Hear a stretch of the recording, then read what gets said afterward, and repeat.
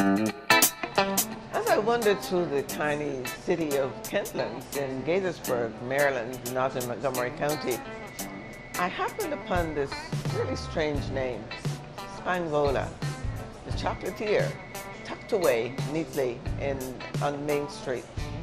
So my love for chocolate, of course, led me to find out, what is this about?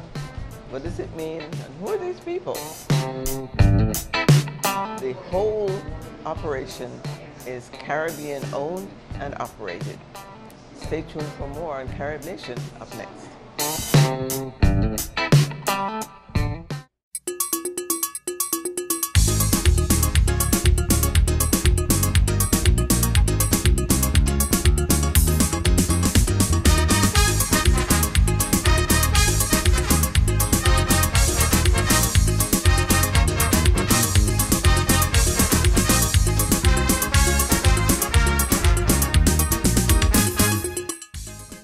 Welcome to Carib Nation. I'm Doris Dean. I have a sweet treat for you today.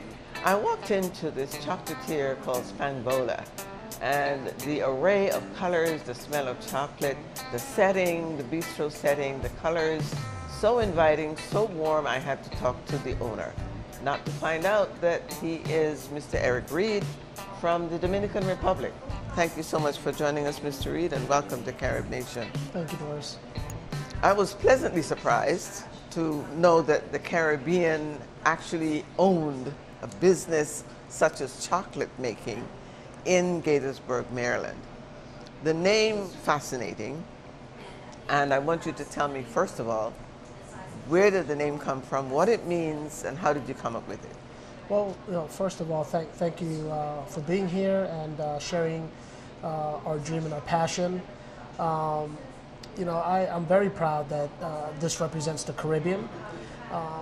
Our brand, Spagnvola, was derived from a 16th century voyage map of the entire island of the Dominican Republic and Haiti. It was called Isola Spagnvola.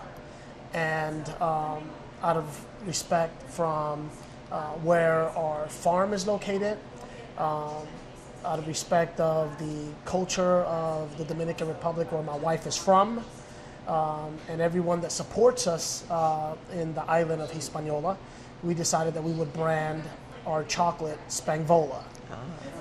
However, the brand has morphed more into a brand of the Caribbean, where we are partnering within the Caribbean to bring along other farmers from other Caribbean countries to participate in the market access that we're providing right now. So that all of your products come from the Caribbean. Now, not many people understand or know how much cacao we have in the Caribbean, Yes. and what are the islands that have the best or specialize in it. Educate us on that. Well, I have this statement which I always say, that God doesn't create imperfection, and all the cocoa trees that exist in the world originated from southern Mexico, Central America, and South America. So the Caribbean nor West Africa ever really grew cocoa until after the Spanish trade, and they started to cultivate cocoa in those countries. The Caribbean does serve a very particular niche, and that is based on its climate and its conditions. Tends to grow very flavorful cocoa.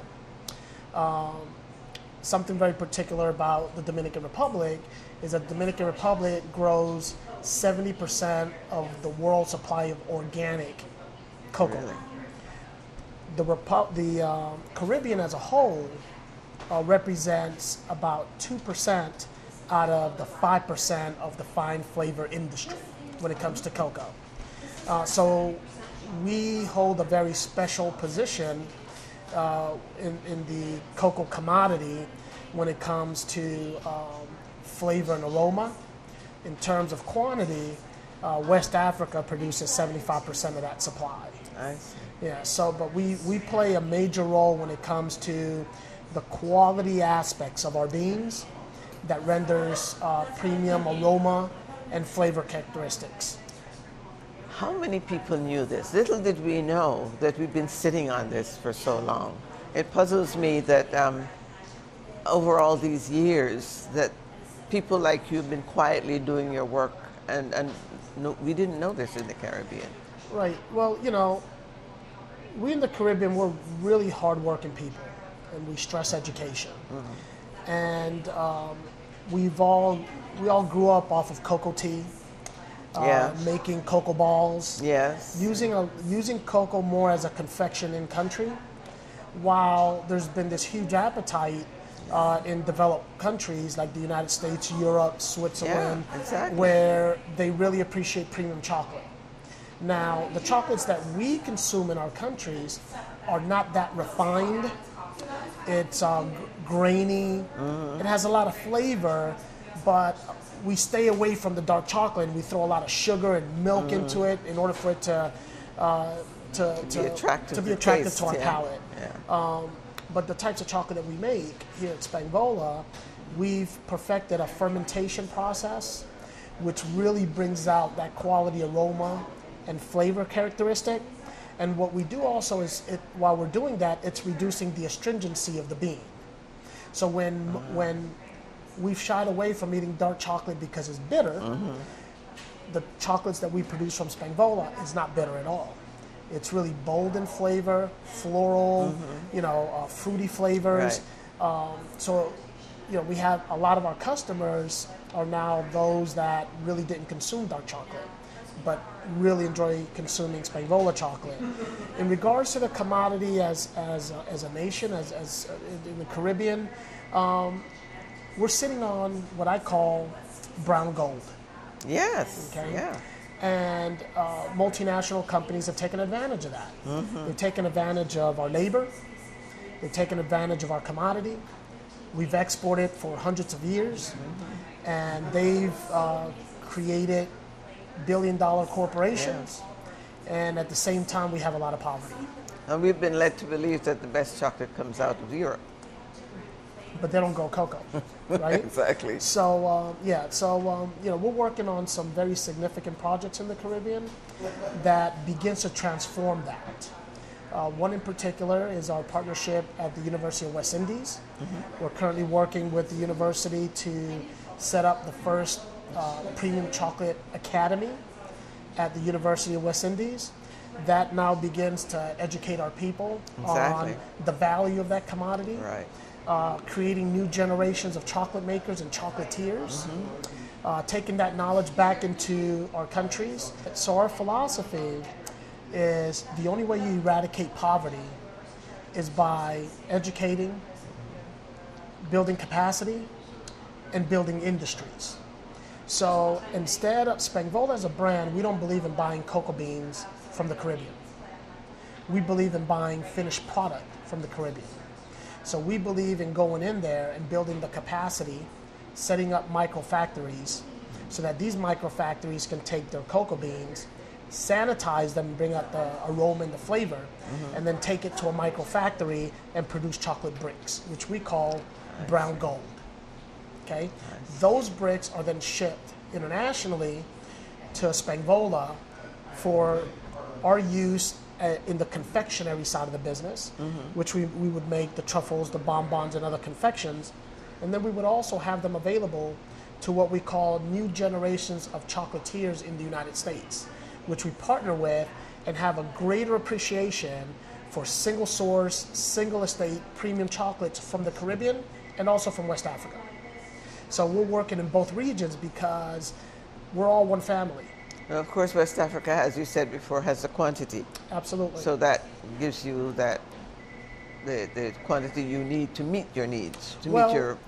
Well, even when we talk about West Africa, we're not approaching it on the basis of quantity, because we still have to go in there and perform the same things that we would do in the Caribbean, in terms of sanitizing the beans, fermenting properly, building the right quality assurance model so that we have consistency and quality.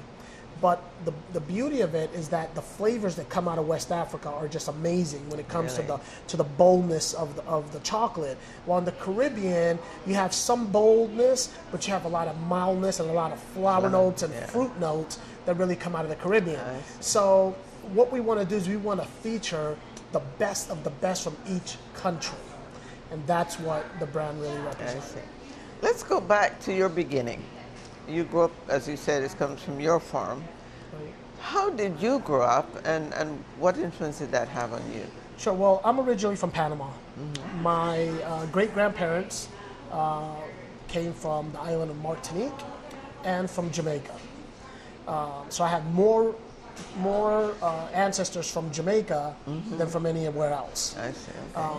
So at the age of 2, my father joined the U.S. military from Panama. He went into Puerto Rico, signed up with his brother, and then at that point, at the age of 2, I started to travel around the world because my father was in the military. Yeah. So I grew up in the United States, but my passion was always to go back to Panama and go into agriculture because that's something that I've had a passion for as a kid. Ah, So my background is an information technologist, and I had contracts all over the world to install systems.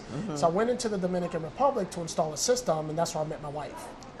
We met in a bakery, and I have a sweet tooth, so I went in there and... You're always in there, right? Yeah. You have more than one sweet tooth. Yeah. So when I saw her, I invited her out to dinner. She refused 3 times. By the 4th time, she accepted, and 3 weeks later, we were married. Whoa. Yeah, it was quick. Wow. So, at the end of the day, the passion that I had to own a farm and grow different types of tropical fruits, my wife convinced me, let's do it in the Dominican Republic. So we began investing in agriculture in the Dominican Republic.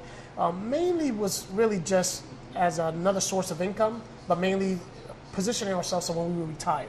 Yeah. We were growing tangerines, papaya, passion fruit, you name the fruit we were growing in. But it was always earmarked for selling it in country. The wake-up call was when we took close to 50,000 tangerines to the local market, and after all expenses, we had a net profit of about $600. And growing up here in the United States, knowing what these commodities go for, I knew that was not going to be a viable business at all for us. So that's when we started to figure out, well, what commodity is it that we're growing that we can export and try to find more value in the United States. So we concentrated on papaya. That didn't work out well because we were growing a really large papaya that's called Red Lady. And they're large, they're like red. what you get in Belize, I think, as Real well. big ones. Yeah. And so the types of papaya that you consume here are the small ones, right? Yeah. So that didn't work out. So we sort of concentrated on cocoa beans because we were growing that. And we figured, there's a lot of manufacturers in the United States and in Europe who wouldn't want to buy my beans. Yeah, everybody loves chocolate. Exactly. So that was the mindset, right? So, we traveled to New York trying to source buyers. And one of the interesting things about going to New York was that I had the first time in my life I had a chance to really see a chocolate boutique. You see it in action, and the owners of those boutiques didn't represent us, right? There were Europeans, there were Americans, right? But they didn't really represent us. But we're the ones growing cocoa, so why is it that we're not vertically integrated? And on my way back from New York, I turned to my wife and I said, we're going to make the world's best chocolate, and we're going to do it vertically integrated. And but when I said that, we didn't have a clue on how to make chocolate. I was just going to say, did she look at you and say, what are you talking about? Yeah. She thought I was crazy, but, she knows that when I put my mind to something, it gets done.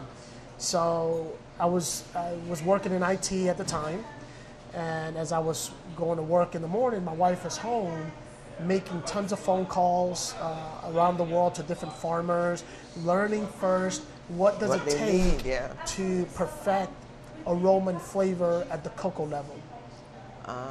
Because without flavorful cocoa, reducing the astringency, you're never going to produce fine flavored chocolate, right? You're going to be producing mass-produced chocolate similar to everyone else.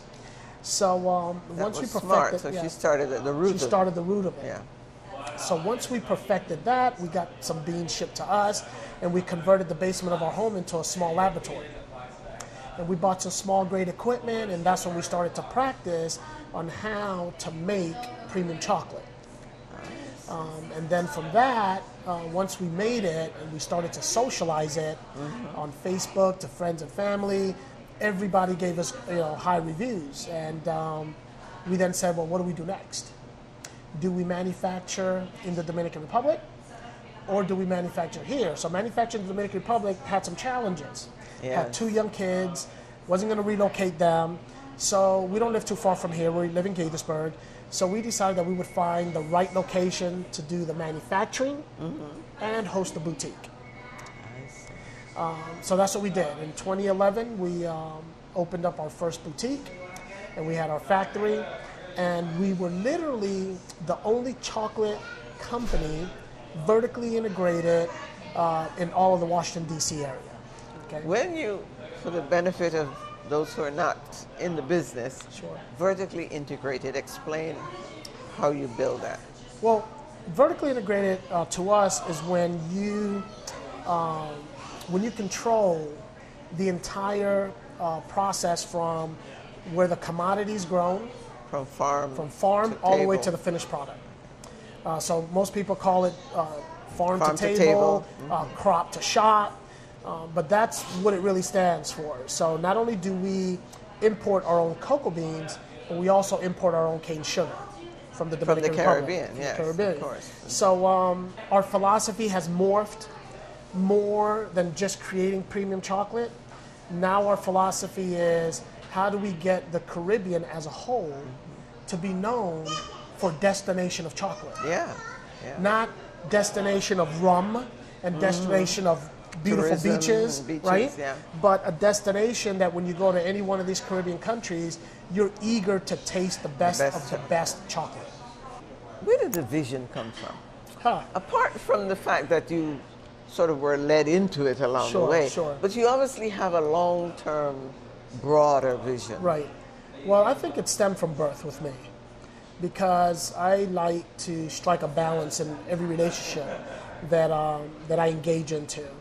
When I met my wife, one of the first things that I noticed in the Dominican Republic is you had a lot of landowners, very wealthy landowners, but you had a lot of poverty around you.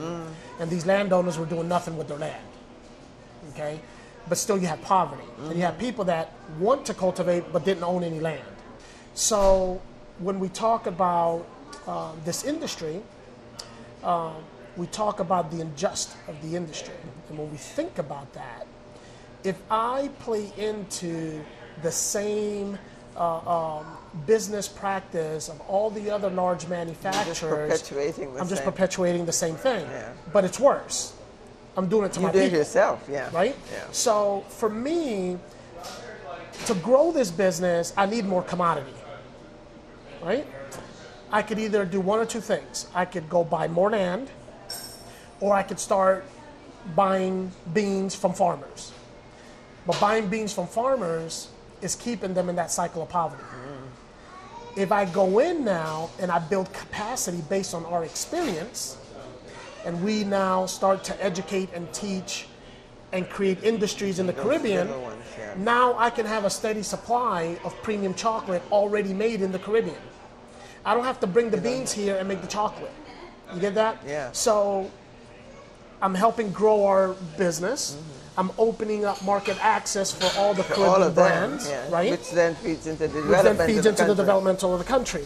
So those are the types of solutions that are available for us to implement in the Caribbean. Now, once you start building a chocolate industry in the Caribbean, there are several multiplier effects. One, it also increases the fruit industry, the value of the fruit industry in the Caribbean. Because in chocolate confections, we need fruit, we need dry fruit, we need fruit purees, we need nuts, we need nut purees, right? It also increases our own use of pure cane sugar, right? So it starts to build sugar industries in our countries which has been dying. But instead of exporting the sugar, we're using it for our finished product, right?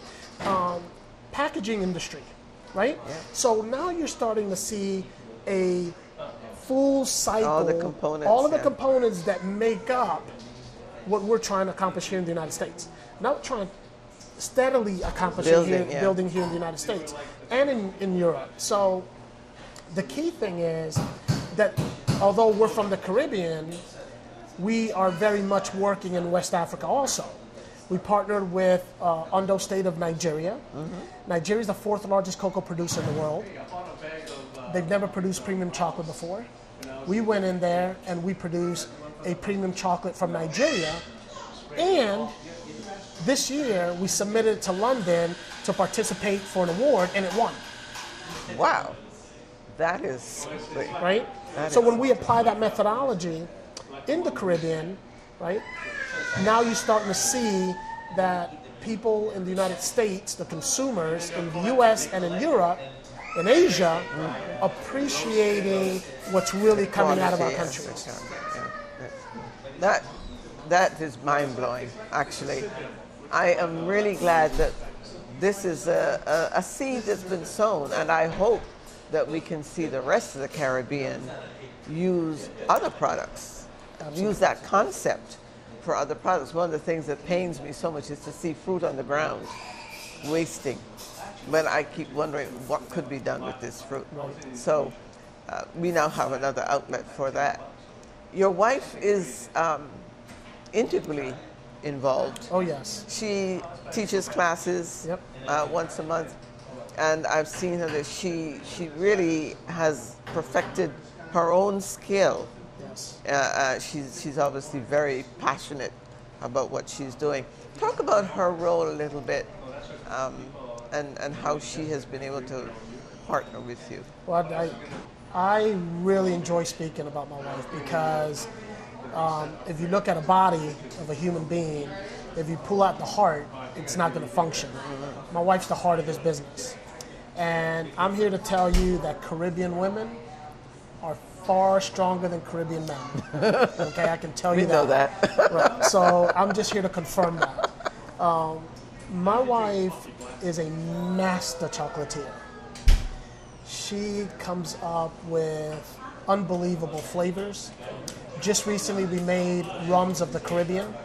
So we have Haiti, St. Lucia, St. Vincent, Dominica. Barbados, I hope. Barbados, we had in Barbados. Guyana. We haven't done a Guyana, but we do have the rum. Yeah. But my wife plays a major role here. She's an owner.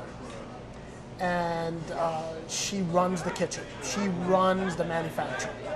And she's perfected it. So, you know, my role is to help build the business. But my wife owns the products that are being created, manufactured. From the bar to the final. From the bean, to the final. She's going to play a major role when it comes to the education part in the Caribbean, where she's going to be running these academies and training other professional and then subsequently master chocolatiers to really, you know, create academies all over the Caribbean when it comes to this commodity. We're talking about a $200 billion industry. And you know what? We're going to take a piece of that. Of course. And we're going to take it and we're going to own it in the Caribbean. And, that's right. You know, those that don't like it, they're going to have to live with it. Well, they have to match up.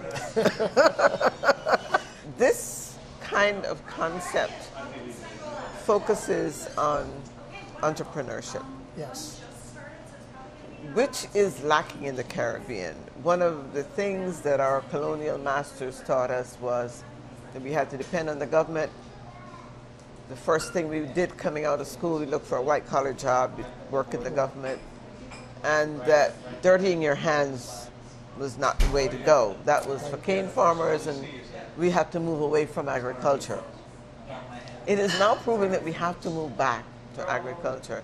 But you made a statement to me earlier that our education has fine-tuned our skills not to take risk. Correct. And what that means is that we've produced tons of bachelorettes, bachelor degrees, master degrees, PhDs. And what those things have done for us is it has really sharpened our skills in terms of not taking risk. Okay? When we talk about entrepreneurship and we're talking about building an industry, is where you go back 100 years, 150 years, and our ancestors were risk takers. They were builders. They were builders of roads. They were builders of true. communities. They were builders of bridges, right? We've lost that. Yeah. We've lost that fire in us, right?